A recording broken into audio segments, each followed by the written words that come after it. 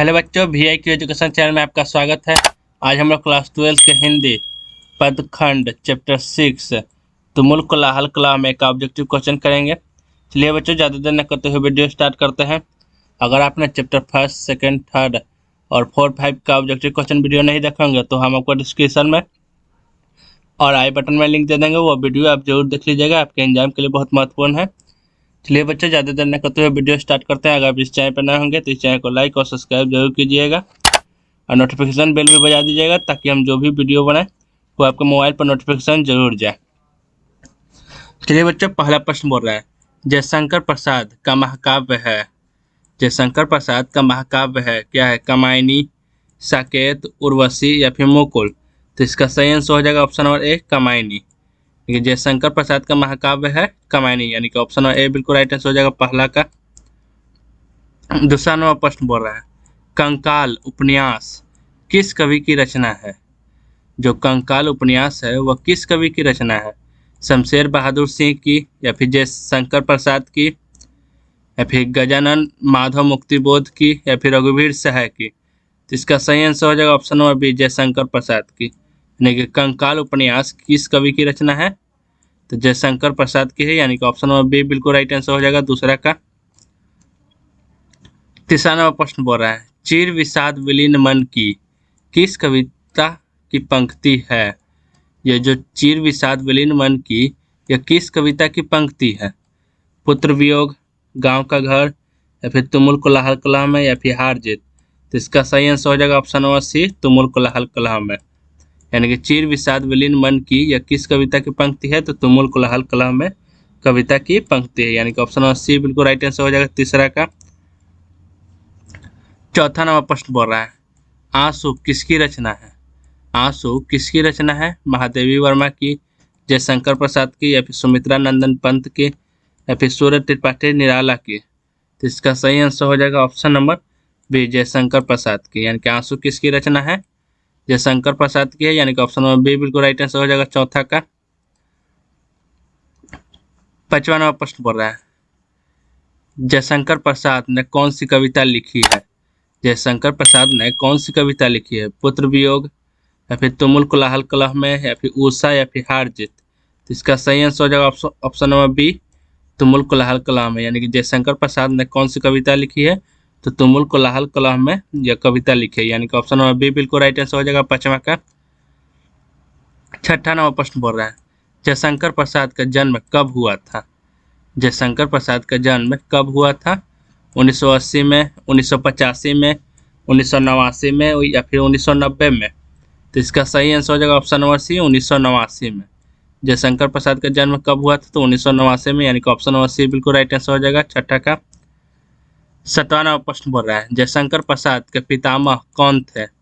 जयशंकर प्रसाद के पितामह कौन थे? शिवरतन साहू, शिवजतन साहू या फिर शिव प्रसन्न साहू या फिर इनमें से कोई नहीं। इसका सही आंसर हो जाएगा ऑप्शन नंबर ए, शिवरतन साहू। यानी कि जयशंकर प्रसाद के पितामह कौन थे? तो शिवरतन साहू थे, यानी कि सातवां का ऑप्शन नंबर ए बिल्कुल राइट आंसर हो जाएगा।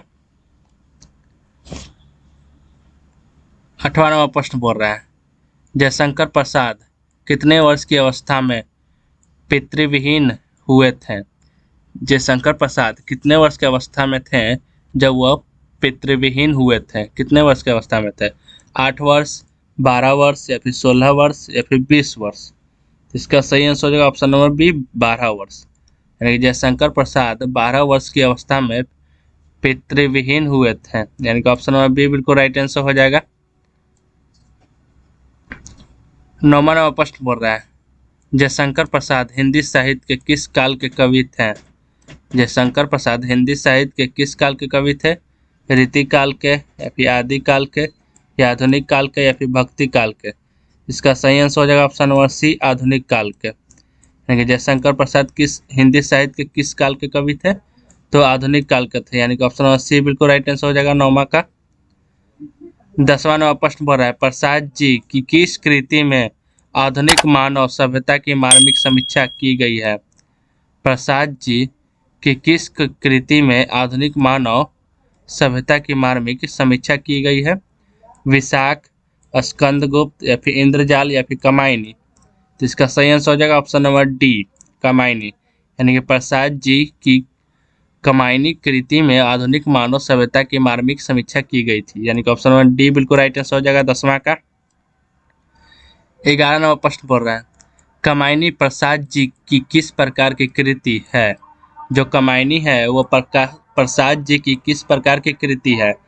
खंड काव्य या फिर प्रबंध काव्य या फिर गद्य काव्य या फिर इनमें से कोई नहीं। इसका सही आंसर हो जाएगा ऑप्शन नंबर बी, प्रबंध काव्य।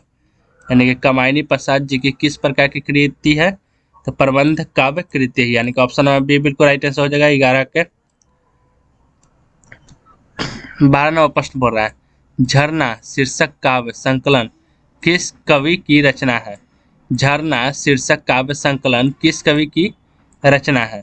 सुभद्रा कुमारी चौहान की या फिर विनोद कुमार शुक्ल की, फिर अशोक वाजपेयी की या फिर जयशंकर प्रसाद की। तो इसका सही आंसर हो जाएगा ऑप्शन नंबर ए, सुभद्रा कुमारी चौहान की। यानी कि झरना शीर्षक काव्य संकलन किस कवि की रचना है, तो सुभद्रा कुमारी चौहान की। यानी कि ऑप्शन ए बिल्कुल राइट आंसर हो जाएगा 12 का। 13 नंबर प्रश्न बोल रहा है, तितली उपन्यास किसकी रचना है।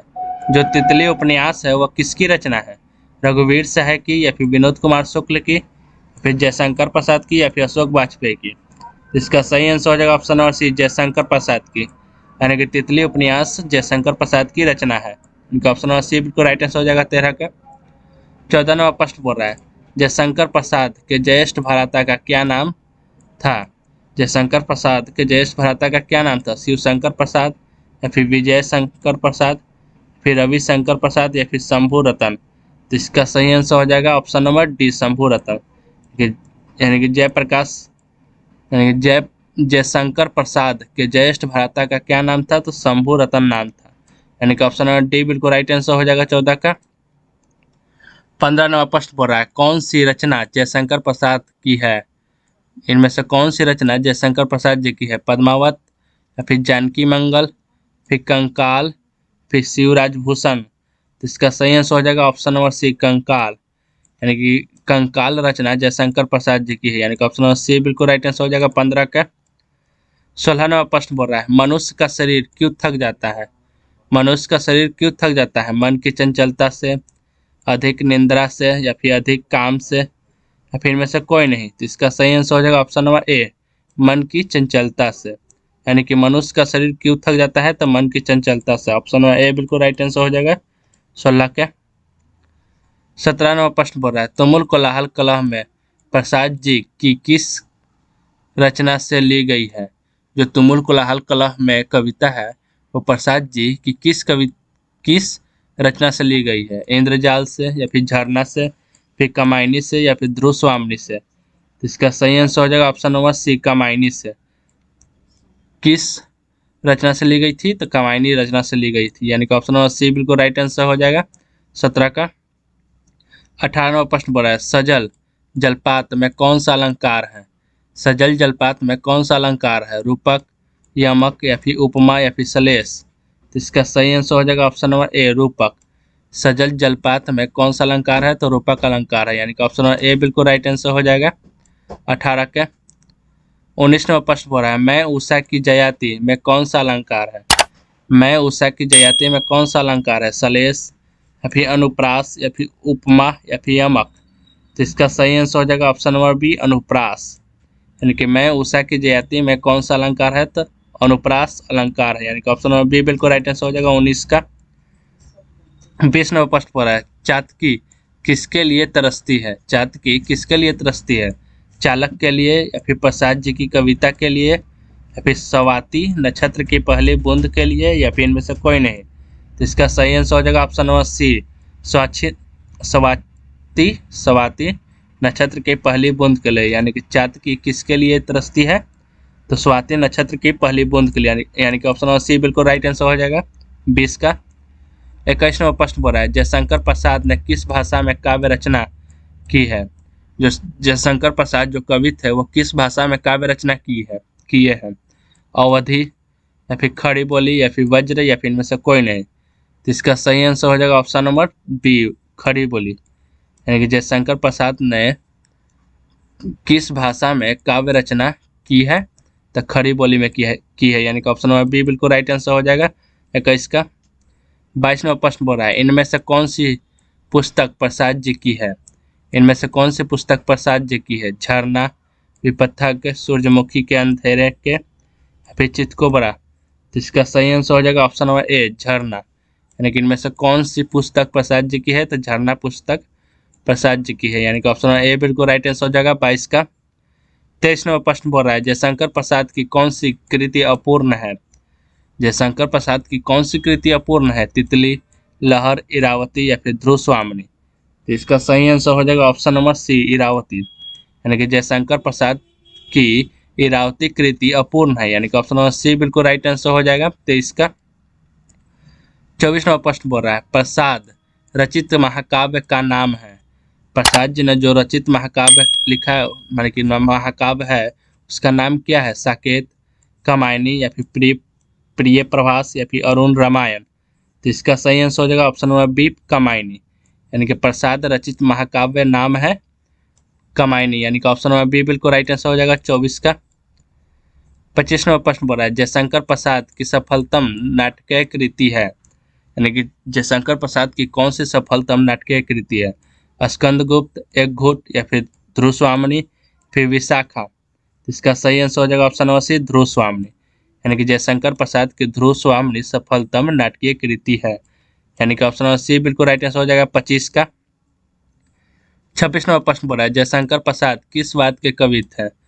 जयशंकर प्रसाद किस वाद के कवि थे। छायावाद के या फिर प्रगतिवाद के, फिर प्रयोगवाद के या फिर अतीय थार्थवाद के।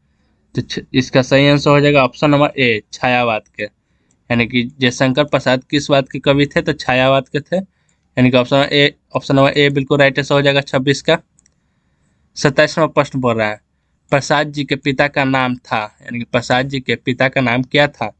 रवि रतन प्रसाद साहू, फिर देवी प्रसाद साहू या फिर कालिका प्रसाद साहू, फिर चंडिका प्रसाद साहू। तो इसका सही आंसर हो जाएगा option number B Devi Prasad Sahu. यानी कि प्रसाद जी के पिता का क्या नाम था तो देवी प्रसाद साहू नाम था यानी कि ऑप्शन नंबर बी बिल्कुल राइट आंसर हो जाएगा 27 का। 28वां प्रश्न हो रहा है प्रसाद जी का जन्म कहाँ हुआ था। प्रसाद जी का जन्म कहाँ हुआ था। इलाहाबाद में, पटना में या फिर वाराणसी में या फिर लखनऊ में। तो इसका सही आंसर हो जाएगा ऑप्शन नंबर सी वाराणसी में। यानी कि जयशंकर प्रसाद थे उनका जन्म कहाँ हुआ था तो वाराणसी में हुआ था। और कब हुआ था पूछ दे कि कब हुआ था इनका जन्म तो 1989 में हुआ था। यानी कि जयशंकर प्रसाद का जन्म कब हुआ था 1989 में। कहाँ हुआ था तो वाराणसी में हुआ था यानी कि ऑप्शन नंबर सी बिल्कुल राइट आंसर हो जाएगा 28 का। 29वां प्रश्न बोल रहा है कंकाल। कंकाल क्या है। कंकाल क्या है। महाकाव्य है, कहानी है, उपन्यास है या फिर प्रबंध काव्य है। तो इसका सही आंसर हो जाएगा ऑप्शन नंबर सी उपन्यास है। कंकाल क्या है तो एक उपन्यास है यानी कि ऑप्शन नंबर सी बिल्कुल राइट आंसर हो जाएगा 29 का। 30वां प्रश्न बोल रहा है ध्रुव स्वामिनी कैसी कृति है। ध्रुव स्वामिनी कैसी कृति है। महाकाव्य है या फिर गीत नाटक है या फिर गीति काव्य है या फिर नाटक है। तो इसका सही आंसर हो जाएगा ऑप्शन नंबर डी नाटक है। यानी कि ध्रुव स्वामिनी कैसी कृति है तो एक नाटक है यानी कि ऑप्शन नंबर डी बिल्कुल राइट आंसर हो जाएगा तीसरा का। चलिए बच्चों आपका प्रश्न यहाँ पर समाप्त होता है। अगर आप इस चैनल पर नए हो तो इस चैनल को लाइक और सब्सक्राइब जरूर कीजिएगा और अगले वीडियो के लिए इस चैनल को सब्सक्राइब और लाइक जरूर कीजिएगा। नोटिफिकेशन बेल भी बजा दीजिएगा ताकि हम जो भी वीडियो बनाए वो आपको मोबाइल पर नोटिफिकेशन जरूर जाए।